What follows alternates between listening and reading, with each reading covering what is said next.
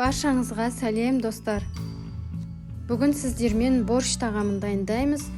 Түсі өте әдемі, дәмі де ерекше дәмді болып шығады.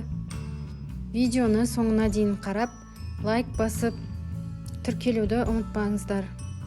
Қажет ингредиенттердің барлығын осы төмендегі описанияға қалдыратын боламын.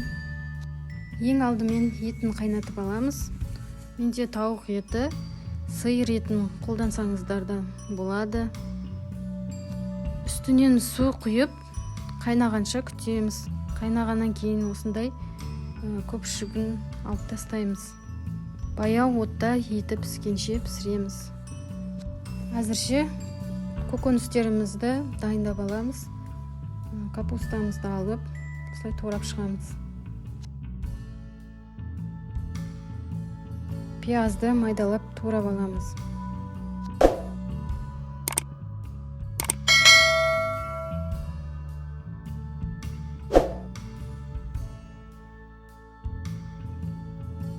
Сәбізді үккіштен өткізіп аламыз.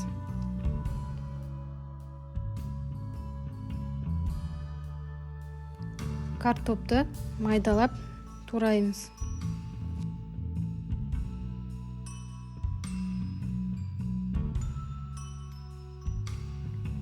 Қызылшаны да үккіштен өткіземіз.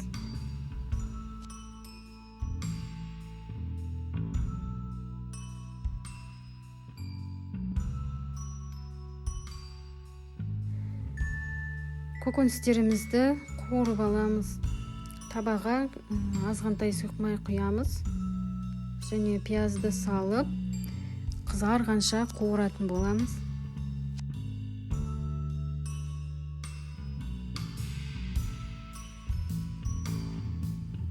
Одан кейін сәбізді салып қуырамыз.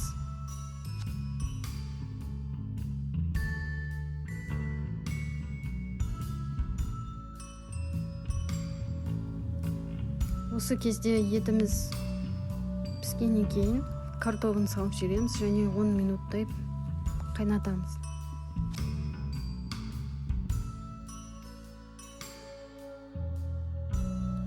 Қызылшамызды салып, жақсылап араластырып қуырып аламыз. Мен осы жерде кішкене сұйық май құйып жібердім.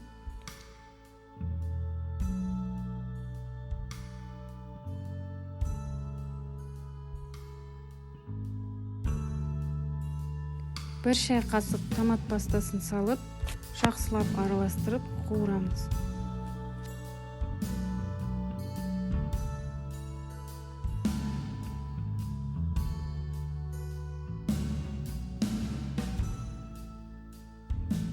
Капустаны салып қайнатып аламыз.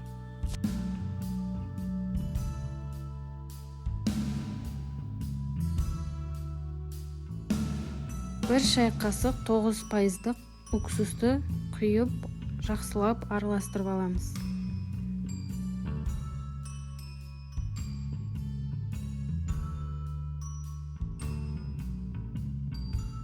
Дәміне қарай тұз саламыз, араластырамыз. Мен бір шай қасық салдым. Бір шай қасық қант салып, жақсылап араластырамыз.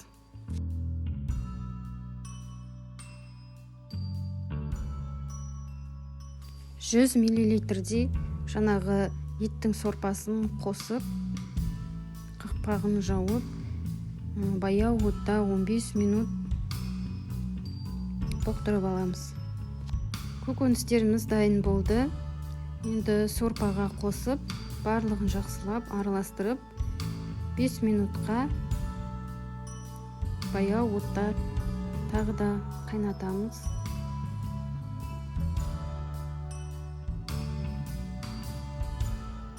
Тағамыз дайын болды. Дәмі тіл үйіретін, өте дәмді, түсі де әдемі болып шықты.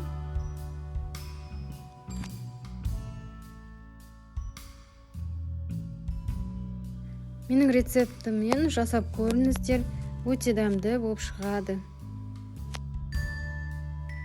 Баршаңызға ас болсын. Сіздермен болған Айжан.